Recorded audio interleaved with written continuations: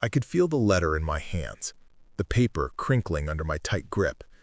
It was from Carl Lawson, my lawyer of over 30 years, a man I trusted, no, believed in, for decades.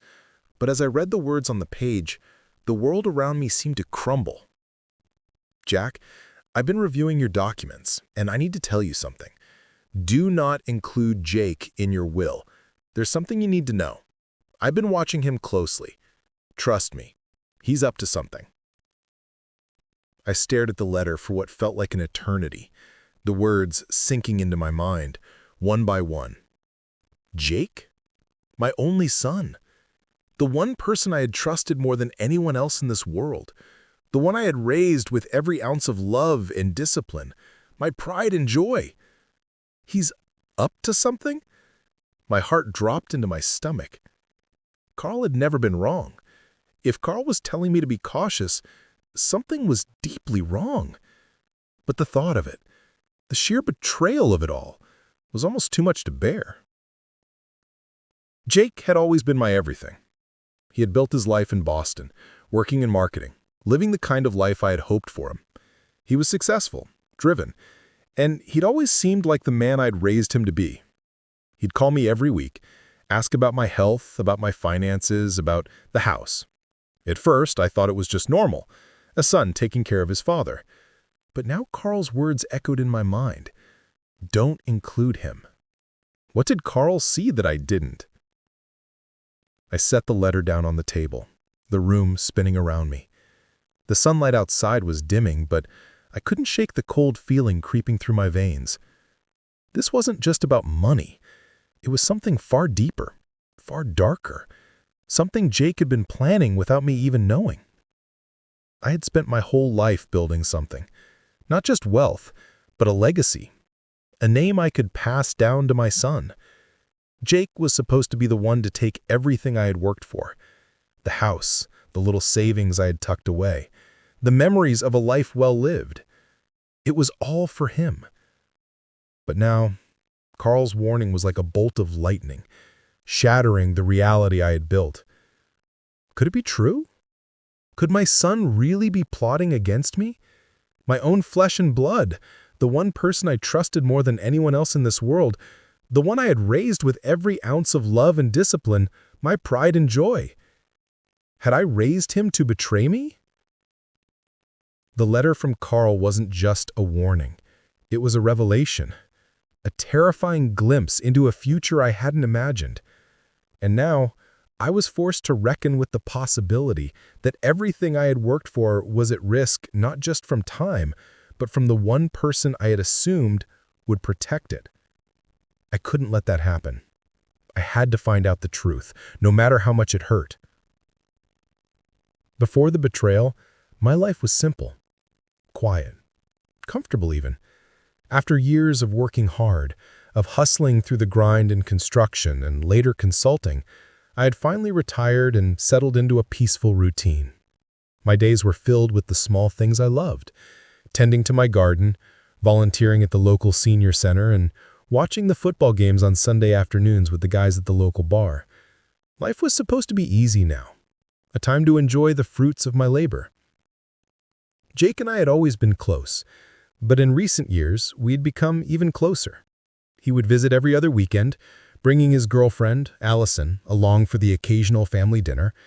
I had even helped him with his first car loan when he was just starting out, and I took pride in watching him grow into the man he was, a successful marketing manager. A good son, I thought. I had always believed in the strength of family. The bond between parent and child was sacred. I raised Jake to believe in hard work, integrity, and loyalty. I thought I had done everything right. But now as I sat here, staring at Carl's letter, the questions began to churn in my mind. Had I missed something? Had I failed to see the signs? Jake had started asking me more questions recently. Questions about my health, about my will, about what would happen to everything I owned when I was gone. I thought nothing of it. Of course he would be interested. He was my only son after all. He wanted to know what would be left for him. But what if it wasn't just interest? What if it was something more? something more sinister. The betrayal came without warning.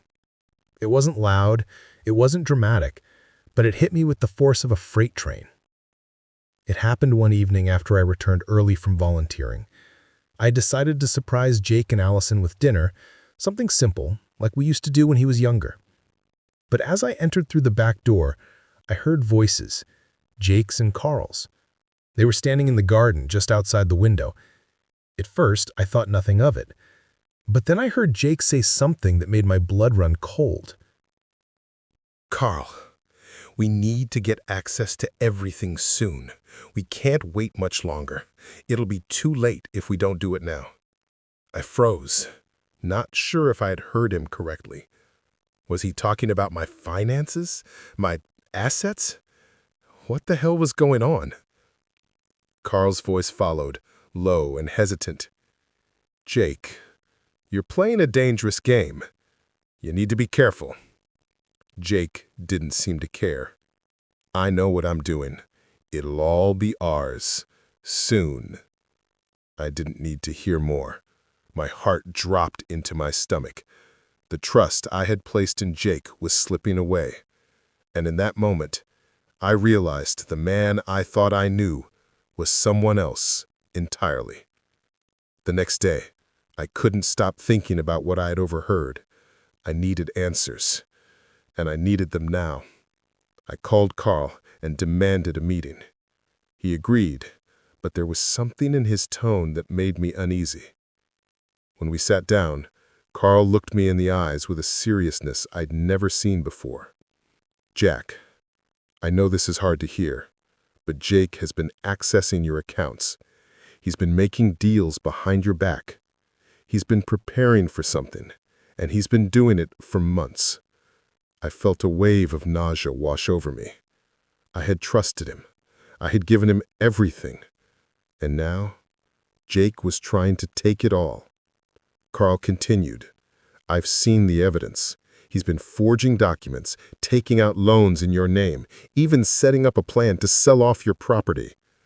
I couldn't breathe. Everything I had worked for, everything I had built, was being dismantled by the one person I trusted most in this world. It was like a bad dream, and I was wide awake. I spent the next few days in a daze. I couldn't sleep, couldn't eat. Every time I closed my eyes, I saw Jake's face. The boy I had raised, the man I had loved, now a stranger, someone who would stop at nothing to get what he wanted. Carl tried to comfort me, but the damage had been done. I felt like a fool. I had always believed that family was the one thing that would never betray me. But now, I was alone, betrayed by the one person I thought I could trust. The days blurred together. I couldn't think straight. My mind was a whirlwind of anger, hurt, and disbelief. How did I miss it?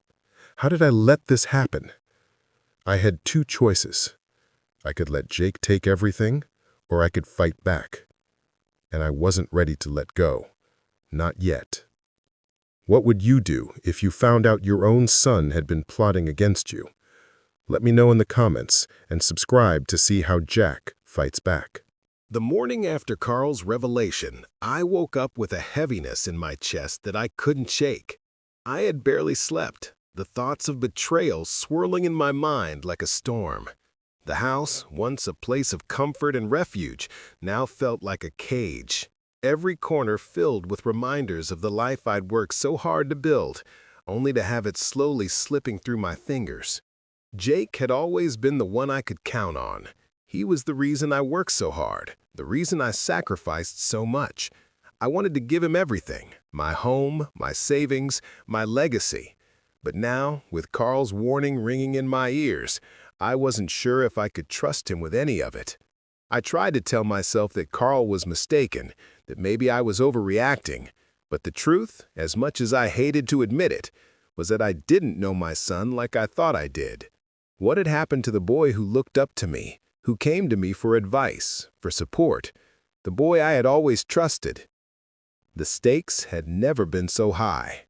The house, my sanctuary, my life's work, was in danger. More than that, my peace, my sense of security was at risk.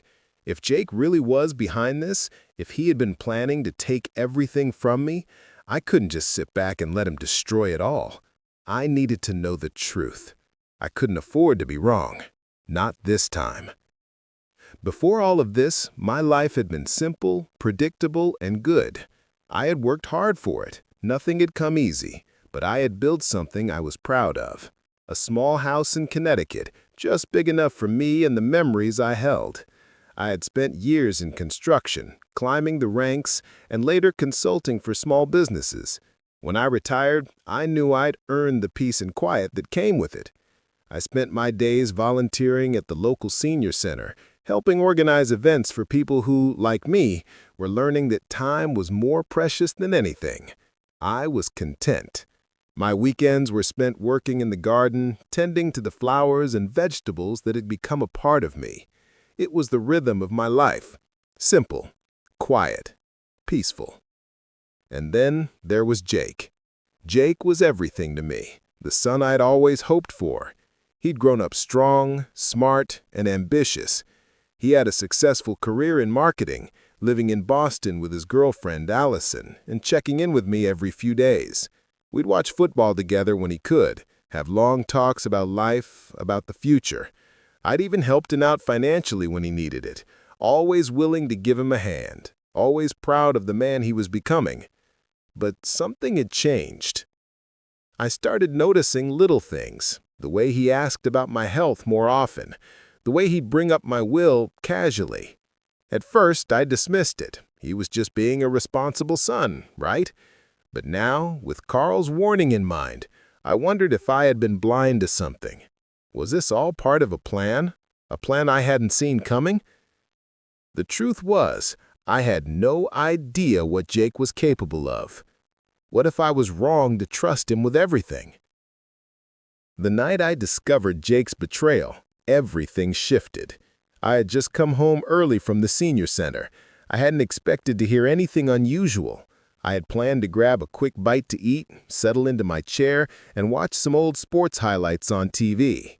But as soon as I stepped into the living room, I heard voices outside, Jake's and Carl's. I hesitated for a moment, thinking they were just talking business, but when I caught the words clearly, my heart stopped. "Carl, we need to make sure we have access to everything." Jake's voice was low, urgent. "If we don't, it'll be too late. The house, the bank accounts, it all needs to be ours before he wakes up to what we're doing." I stood frozen, my pulse pounding in my ears. I had heard enough. Jake wasn't just asking about my health or my will. He was plotting against me. Carl's voice came next, softer but still firm. "Jake, you've got to be careful. You can't just take control without consequences." Jake wasn't having it. "I know what I'm doing. He'll never see it coming. It'll all be mine." I felt the ground beneath me shift. The betrayal wasn't just a thought in my head anymore. It was real, and it was happening right under my nose. My own son, the one I had given everything to, was planning to take it all from me. It was in that moment, standing there in the doorway, that I knew. This wasn't about concern or family anymore. Jake had crossed the line I never thought he'd cross. The next morning, I didn't wait. I had to know everything, and I had to know it fast. I called Carl, my heart pounding with the weight of what I had just learned. We met at his office, and he wasted no time getting to the point. "Jack, I've been going over everything. Jake has been accessing your accounts for months. He's been making deals, transferring money, and he's set up meetings to sell off your property." I felt like I had been hit by a truck. "What?" My voice was barely a whisper. "Are you sure? How could he do this?" Carl nodded grimly. "He's been forging your signature on documents, taking out loans in your name.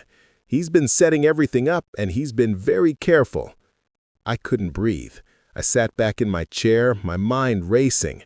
The betrayal was worse than I had imagined. It wasn't just about my financials. Jake was trying to take everything: my home, my name, my legacy. I had trusted him, and now I didn't know who he was anymore. The next few days were a blur of confusion and anger. I couldn't sleep. I couldn't eat. Every time I closed my eyes, I saw Jake's face, the man I thought I knew, the son I had raised and trusted. And yet, here he was, planning to take it all from me. Carl kept in touch, but the more he told me, the worse it got. Jake had been working behind my back for months. He's even found a way to manipulate the legal system to cover his tracks. It's like he had planned it all along, and I had been blind to it. I felt betrayed, devastated. My mind was in a constant fog, and every time I tried to think clearly, the weight of it all crushed me again. How could he do this? I felt like a fool. I had always believed in family, believed that nothing could ever tear us apart. But now it felt like everything I had built was falling apart, and my son was the one pulling the strings.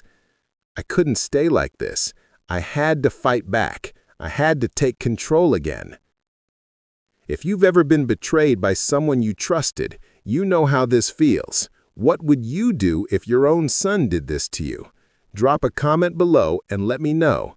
And subscribe to see how Jack takes his life back. Before everything changed, my life was simple. At least, it felt simple.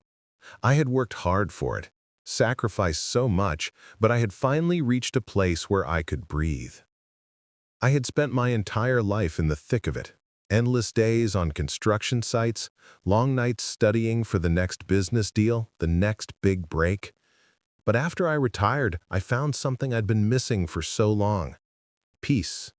The quiet of my home in Connecticut, the soft hum of the refrigerator, the sunlight breaking through the windows each morning, casting a golden glow over everything I'd worked for. My small house, my garden in the backyard, the rocking chair I kept on the porch. These things were enough. I spent my days volunteering at the local senior center. Every Thursday and Friday, I'd go in early, set up for the afternoon bingo games, and help the elderly with whatever they needed. It was work that kept me grounded, kept me feeling like I was still contributing. There was something deeply fulfilling about seeing their faces light up when I helped them. They had lived long lives, filled with memories and stories, and I found peace in their company. I wasn't doing it for the praise. I wasn't doing it for the recognition. I was doing it because I wanted to make the most of the time I had left. Sundays were always for football. I'd grab a beer, settle into my old armchair, and let the world fade away. It wasn't just about the game. It was about the routine, the camaraderie with the guys at the local bar, the heated debates over the best quarterback, the weekly banter. It was a ritual, and it made me feel alive. Jake, my son, had always been a part of this life. He'd come around every weekend if he could, especially on Sundays. I didn't expect him to always be around. He had his own life, his work in Boston, his new apartment, his girlfriend, Allison. I respected that. But when he did visit, it was like old times. We'd sit and watch the games, talk about his career, his plans for the future. I'd offer advice, though I wasn't sure if he listened anymore. But I didn't mind. That's what fathers do. They guide. I'd often tell him stories about how tough things had been when I was his age. I wanted him to understand the sacrifices I had made to get us here, to give him a life that was more than what I had when I was young. And when he got that promotion in marketing, I felt pride swell in my chest. He had a good job, a promising future. But I also saw things change. Little by little, things weren't the same. Jake's visits became less frequent, his calls less about checking in and more about how I was doing. There was a subtle shift, a change in his demeanor that I didn't want to admit. I brushed it off, thought maybe he was just busy. He had a new job, a new relationship, and that takes time. But there were those little things. He started asking about my health more often. Not in the usual way. It wasn't, "How's the knee, Dad? You still getting that exercise in?" No, it was more like, "What's the doctor said? How much longer do you think you have left?" It made me uncomfortable, to say the least. He also started asking about the will. He'd ask, "Have you updated that thing lately?" And, "What's going to happen to the house when you're gone?" I chalked it up to concern. After all, I was getting older. But the frequency of those questions, how persistent he was about it, struck me as odd. And then there was the money. He was doing well. He didn't need me to help him. Yet he began to mention his finances more often. "I've got some debt piling up," he'd say. Or, "I could really use some help with a business investment." It wasn't like him to ask for money, but I let it slide. I thought he was just trying to figure out his own future. After all, that's what we all do when we hit a certain age, right? Try to make sense of the next phase of life. But now, in the cold light of Carl's warning, I see it differently. It wasn't concern. It wasn't love. It was strategy. He was probing for weaknesses, for cracks in my life where he could worm his way in. It wasn't just the questions about the house or my health. It was the way Jake had begun to act like he was preparing for something, and I had missed it. I hadn't seen it until it was too late. Before the betrayal, my life was good. No, it was more than good. It was exactly what I had always wanted.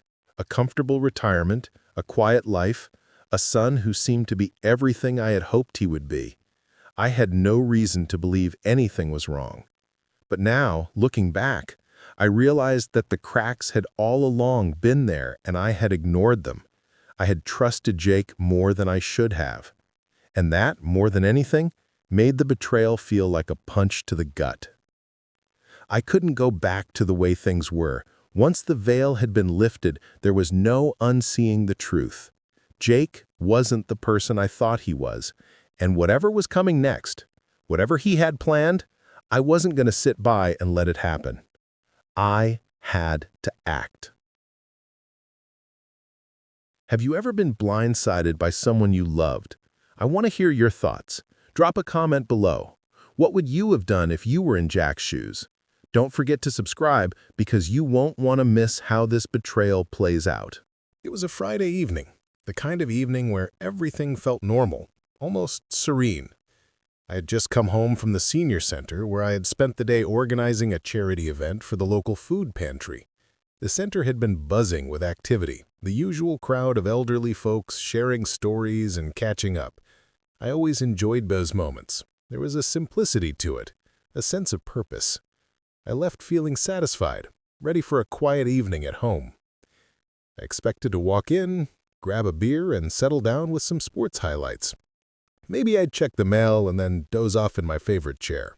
Simple, predictable, peaceful. But the moment I opened the door to the back porch, I froze. I heard voices. Familiar voices. Jake's and Carl's.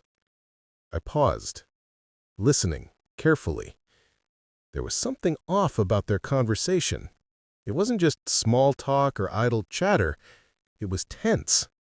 There was an edge to Jake's voice I had never heard before. I couldn't make out everything, but enough to know something was wrong. Something big.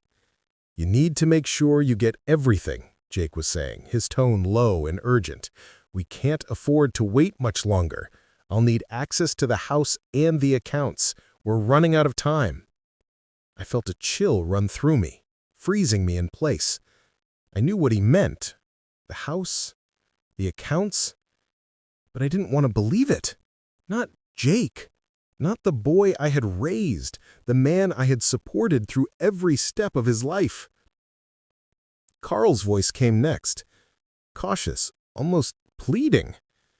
"Jake, we've talked about this. You can't force him into anything. If Jack finds out, it's going to blow up in your face." But Jake's response sent a jolt through my body. "Look, I've been patient. I've done everything you've asked, Carl. But if we don't do this now, it'll be too late. He's already on the decline. He won't even notice when it's done. We need this, and we need it now." I couldn't breathe. My heart was pounding in my chest. I wanted to scream, to confront them right there. But I stayed frozen. The betrayal, the greed in Jake's voice, was more than I could process in that moment. This wasn't just about inheritance. It was about control. Jake wasn't asking about my health or my will because he cared. He was asking because he had been planning, quietly setting the stage for something much darker. I couldn't let this go on. I needed to confront him. I needed to know what was going on, even if it hurt. I turned and slowly walked away from the door, retreating to the safety of my living room. I had to think. I had to process what I had just overheard. Later that night, when the house was quiet and Jake was supposed to be asleep in his room upstairs, I couldn't shake the images in my mind. I kept replaying that conversation. It was as if the walls were closing in around me. How could Jake do this? The boy I had raised. The man I had trusted. How long had he been planning this? I sat there for hours, just thinking. The longer I thought, the angrier I became. The more the reality set in. Jake had been playing me for a fool. I had always thought of him as the one person I could trust, the one person who wouldn't betray me. And yet, here I was, sitting in my own living room, alone, betrayed by my own flesh and blood. I didn't want to believe it, but I had to face the truth. Jake wasn't the son I had raised.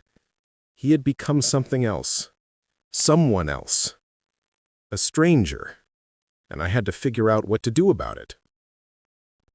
The next morning I called Carl. I needed to talk to him. I needed answers. When he picked up the phone, his voice was steady, calm, but I could hear the concern underneath. He knew exactly why I was calling.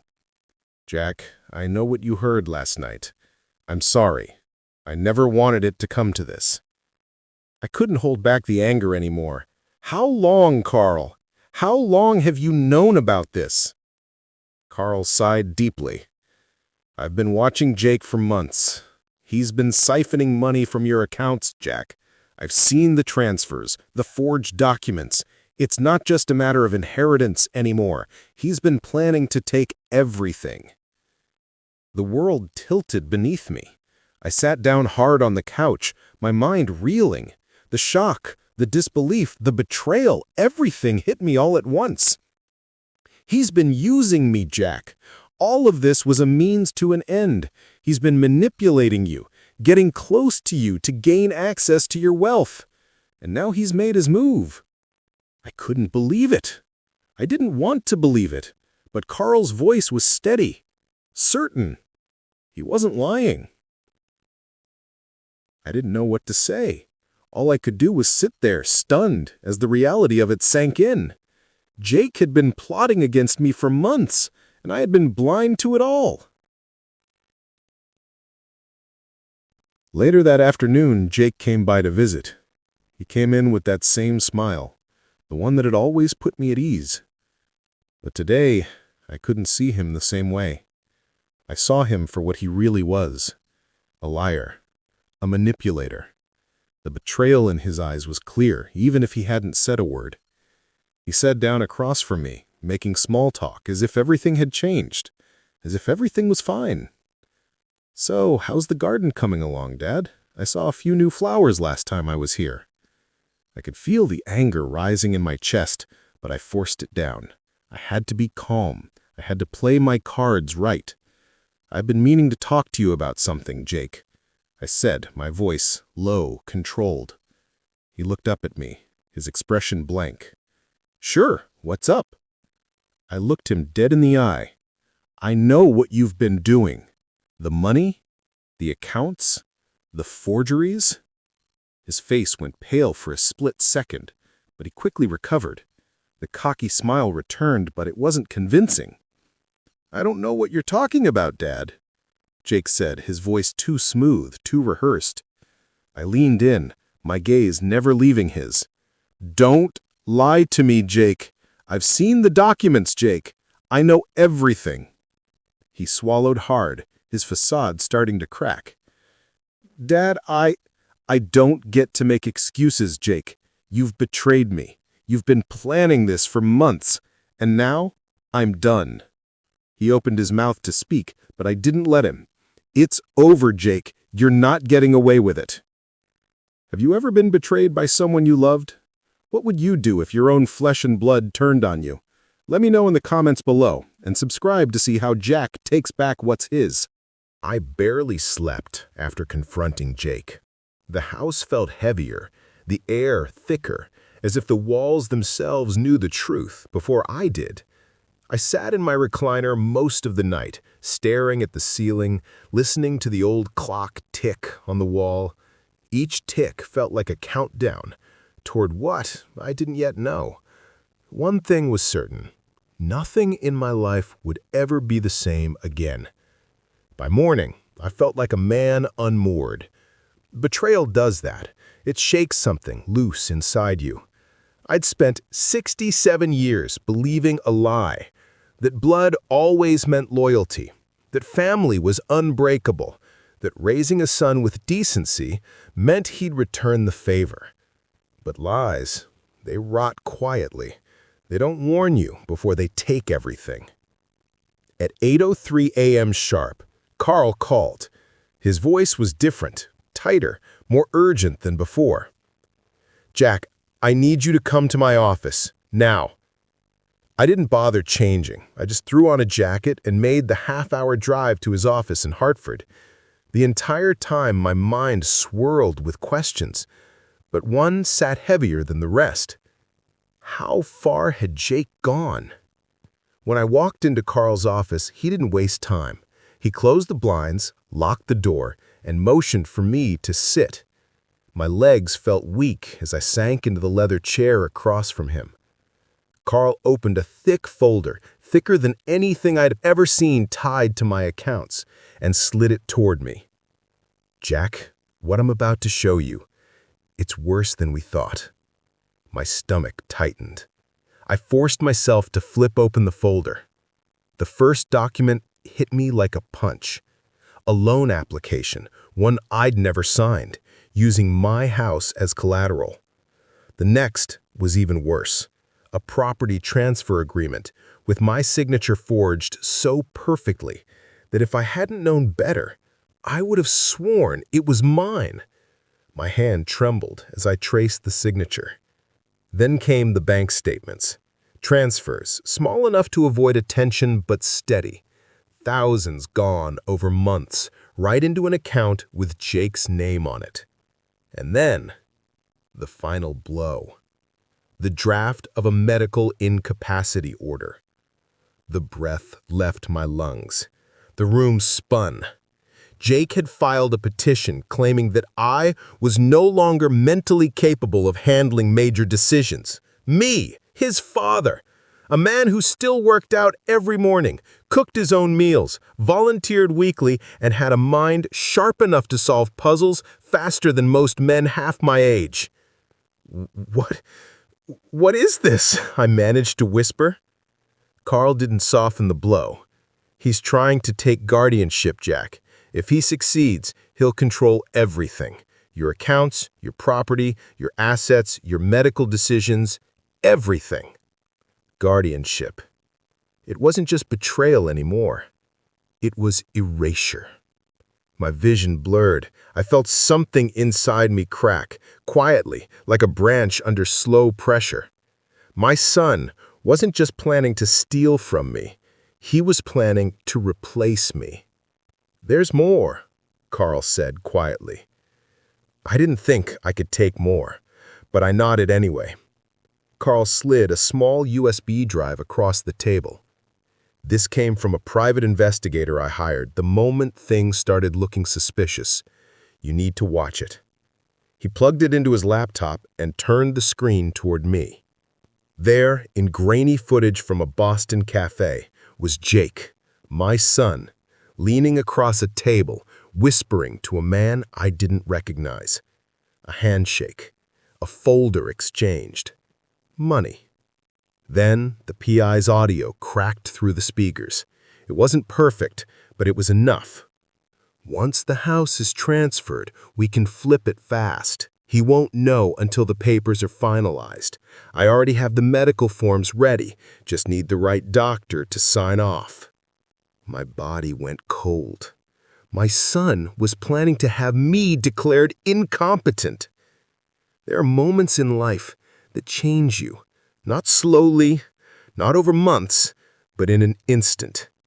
Like a glass shattering, like a fire catching in dry grass. This was that moment for me. I wasn't looking at my son's financial dishonesty anymore. I was looking at intent to destroy my life. My breath shook as I looked up at Carl. Why? Why would he do this? Carl hesitated. A long silence. Then he reached into another folder and pulled out a single piece of paper, one that made my heart drop into my stomach. A gambling debt notice. Jake owed more than I could have believed. Tens of thousands, possibly hundreds, and he had 6 weeks before his debt was transferred to collectors who wouldn't think twice about breaking bones to get their money back. Carl spoke softly. Jake doesn't want your legacy, Jack. He wants your wealth because he's drowning. He's desperate, and desperate men make dangerous decisions. I felt sick. I had raised him better than this. But addiction changes people. It eats them alive and spits out something unrecognizable. And then, as if the universe wanted to twist the knife deeper, Carl slid over one final document.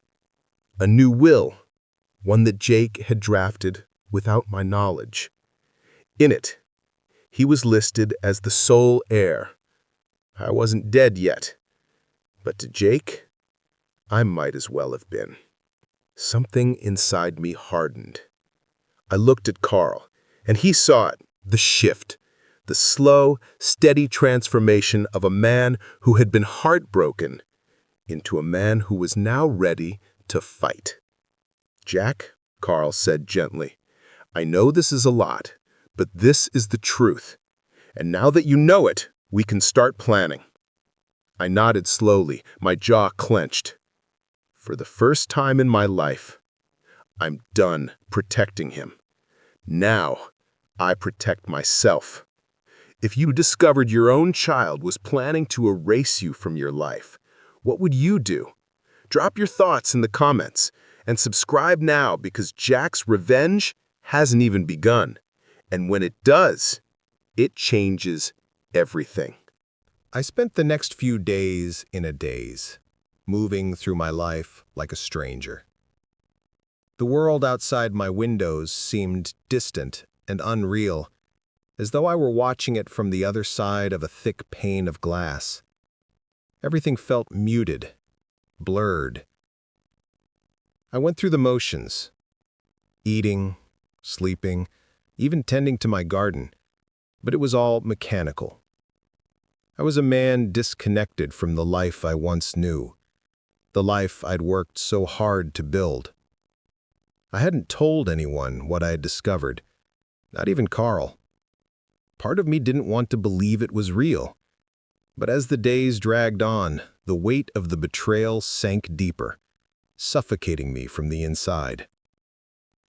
What hurt more than the money, more than the assets, was the realization that I had raised Jake, my son, my flesh and blood, only to have him plan my downfall. He had been lying to me for months, and I had no idea. He'd manipulated me, used my love for him as a stepping stool to climb higher while pushing me further into the dirt. I thought about the man I'd once been, the man who worked hard to build his own business, who sacrificed everything to give Jake a better life. I thought about the pride I had felt when Jake got his first promotion in Boston, when he called me up to tell me about his new apartment. I'd always assumed that the son I raised would be the one to carry on my legacy, to protect everything I had worked for. But now, everything felt like a lie. He didn't care about me. He didn't care about my legacy. He cared about money and the desperate hole he had dug himself into with gambling and bad decisions. I didn't know how to feel anymore. The grief was overwhelming, yes, but it was the anger that consumed me. Anger at Jake for betraying me. Anger at myself for not seeing it sooner. Anger at the world for allowing this to happen. I couldn't sleep. I couldn't eat. Every time I closed my eyes, I saw Jake's face. The boy who was supposed to be my future, my family, my legacy. The same boy who had just signed away my life. I would wake up in the middle of the night, drenched in sweat, my heart pounding in my chest. I'd replay that moment over and over again. The conversation I overheard between Jake and Carl. The cold, calculating way Jake spoke, like he had already claimed what was mine. And then I'd remember the final piece. The forged will. My own son had been planning to erase me from my own life. Not just financially, but personally. He wanted to take everything I had, and he was willing to tear down everything I stood for to get it. I thought about giving up. What was the point of fighting back? If Jake had already made up his mind, if he had already figured out a way to take everything from me, what could I do? I was just one man, after all. And he had all the resources. He had Carl, he had the documents, he had everything. What was I supposed to do?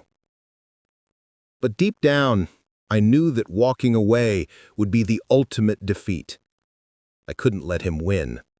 I couldn't let him destroy everything I had worked for, everything I had earned. I was tired.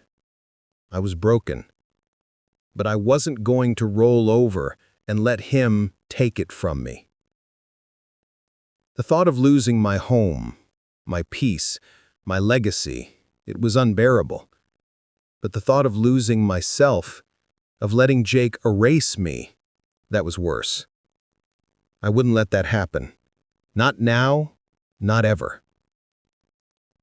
So I did what I had to do. I picked up the phone and called Carl. "You're right, Carl," I said, my voice hoarse with emotion. "It's time to fight back." Carl was silent for a moment. "Jack, are you sure?" "I'm sure," I said, my voice steadying as I spoke the words. "I've lost everything already, Carl. I've lost my son. I've lost my peace. I'm not losing my life too. Not to him, not like this." Carl's voice softened. "We'll get him, Jack. I promise you that." For the next few days, I threw myself into action. I couldn't sleep, but I couldn't just sit here and do nothing either. I began collecting everything I could. Papers, statements, recordings, evidence that Jake had been siphoning money from my accounts. I called in favors from old contacts. I dug into Jake's finances, traced every step he had taken. And with Carl's help, we started building the case against him. I didn't care how long it took or how many sleepless nights I had to endure. Jake had made the biggest mistake of his life, and now he was going to pay for it. The more I uncovered, the more disgusted I became. Jake had been so careful, so meticulous in his planning. He had covered his tracks well, but not well enough. There were cracks, tiny pieces of evidence that didn't fit, and I was starting to pull them all together. There was one thing Jake didn't know.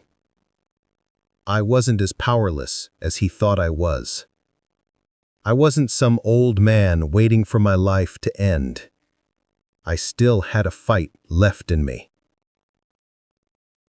What would you do if you discovered your own child was planning your downfall? How far would you go to protect what's yours? Let me know in the comments below.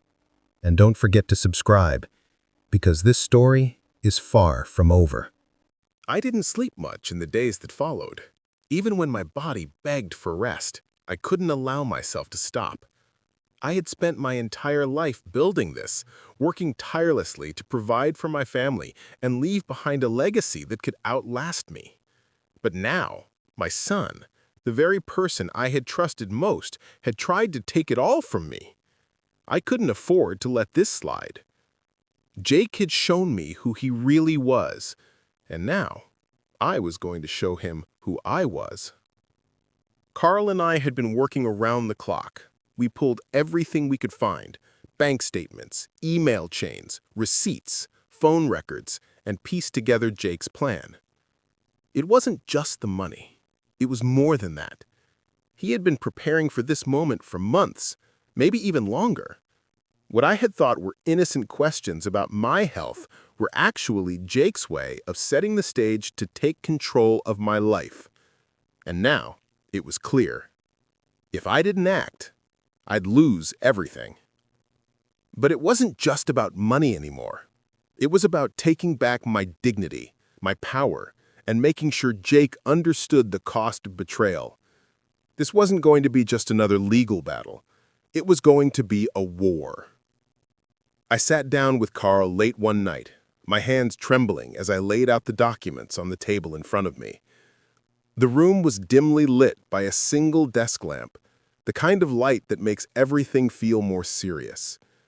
Carl had called in favors from his old connections, bringing in private investigators and forensic accountants.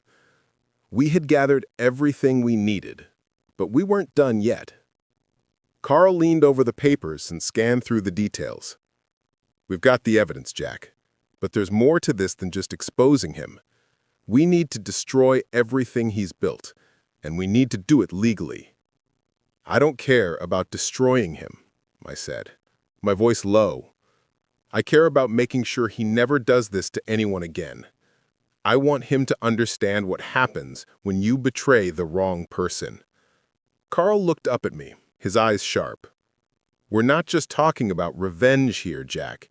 We're talking about protecting yourself, your legacy, your future. And if you want to do this right, we need a strategy." I leaned back in my chair, taking a deep breath. The plan began to take shape in my mind, clear and sharp. I knew what I had to do, but it wasn't going to be easy.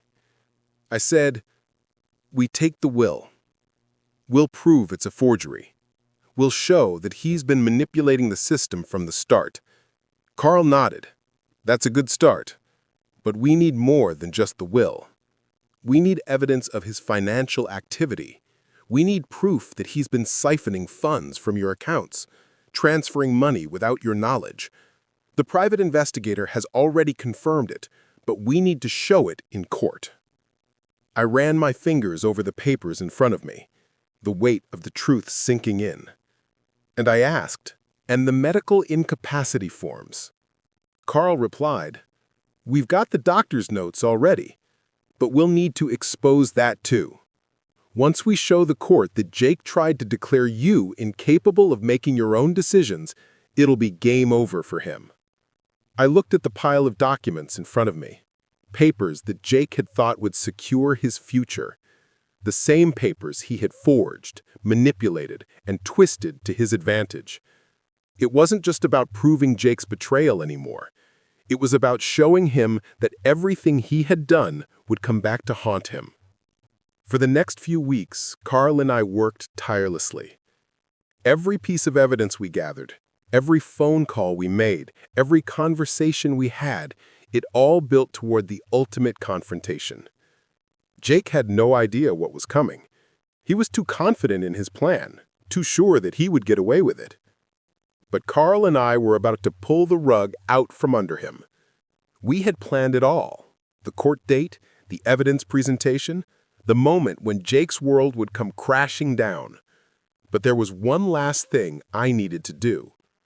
I needed to confront him. Not just as a father, but as a man who had been wronged, betrayed by his own son. The day before the court hearing, I called Jake. He answered on the third ring, his voice light and casual, as if nothing had changed. "Hey, Dad, what's up?" Jake's voice was cheery, the same way it had always been when we had spoken before. But this time, I wasn't playing the game. This time, everything was different. "We need to talk," I said, my voice calm, but the anger simmering underneath. "What's going on?" Jake asked, sounding slightly confused. "Are you okay?" "I'm more than okay, but you're not. Tomorrow, you're going to find out just how much I know." There was a long silence on the other end of the line. I could almost hear the gears turning in Jake's head as he processed what I'd said. Then, he spoke, his voice tight. "Dad, I don't know what you're talking about. What's this about?" "You'll see," I said, and hung up. The next morning, we arrived at the courthouse. I was calm. The anger that had been boiling inside me for weeks was finally under control. This wasn't about rage anymore. This was about justice. And justice was something I knew well. I had spent my life fighting for the things that mattered, and today, I was going to fight for my legacy. Carl and I took our seats in the courtroom, the documents stacked neatly in front of us. Jake walked in a few minutes later, his face flushed with confidence, thinking he had everything in the bag. He sat down, not knowing what was about to hit him. The moment the hearing began, everything fell into place. Carl presented the evidence, every piece of it, the forged will, the bank statements, the property transfers.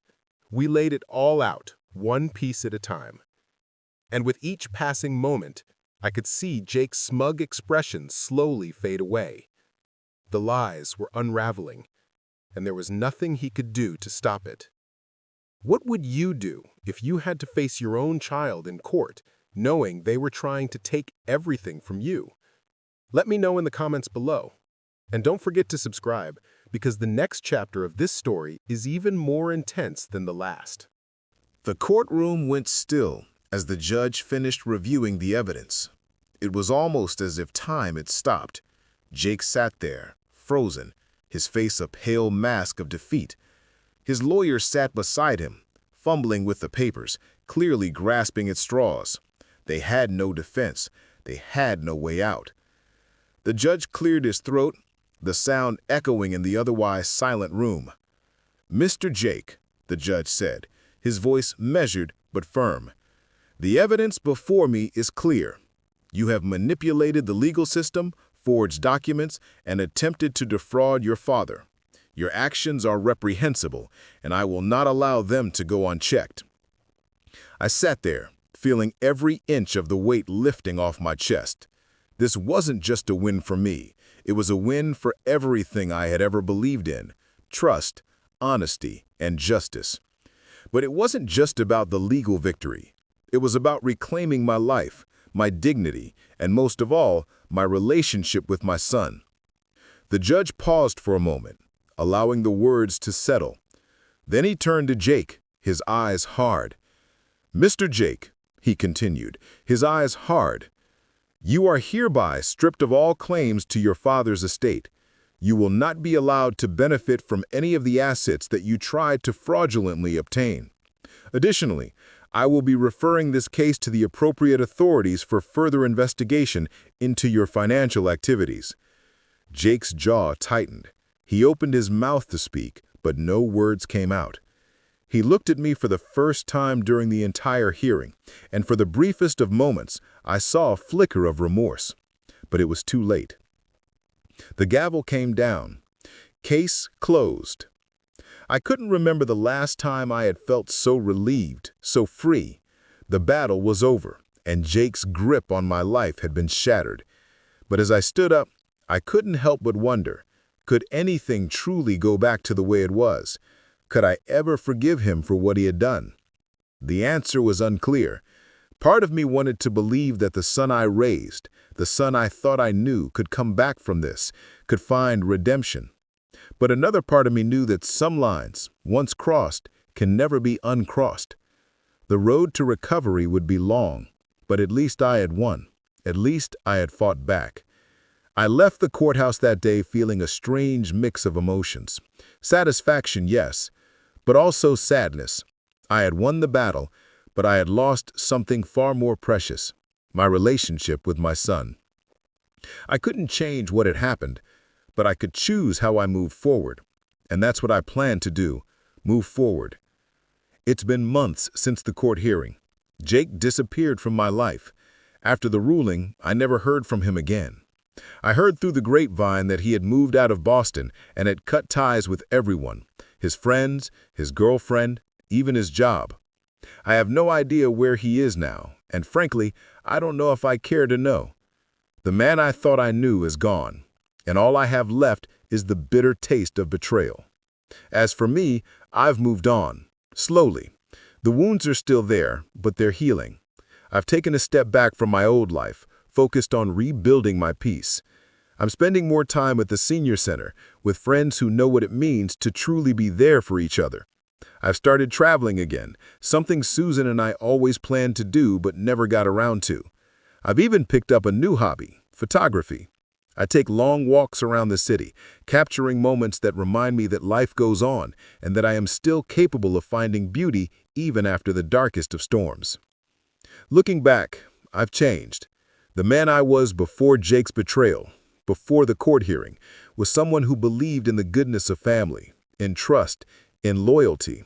I was naive, sure, but I was also hopeful. Hopeful that family would always stand by you. Now I know better, but I've also learned something valuable. Revenge in the end isn't about destruction. It's about reclaiming what's yours. It's about justice, and it's about learning the hard lessons that life throws your way. I'm not the same man I was before, and maybe that's a good thing. I've learned that trust once broken is hard to rebuild, but more importantly, I've learned that sometimes the best way to deal with betrayal is not with anger, but with action. Jake tried to take everything I had, my home, my money, my dignity, but in the end, he lost everything because of his own greed. It wasn't my revenge that took him down. It was his own actions. If there's one thing I want people to take away from this, it's this. Never let someone's betrayal define you. They may take things from you, but they can't take your integrity. They can't take your peace, and they can't take your will to fight back when it matters most. Have you ever had to confront betrayal in your life? How did you handle it? I'd love to hear your story. Drop a comment below and share your thoughts. Don't forget to subscribe because sometimes the best revenge is taking control of your own life again.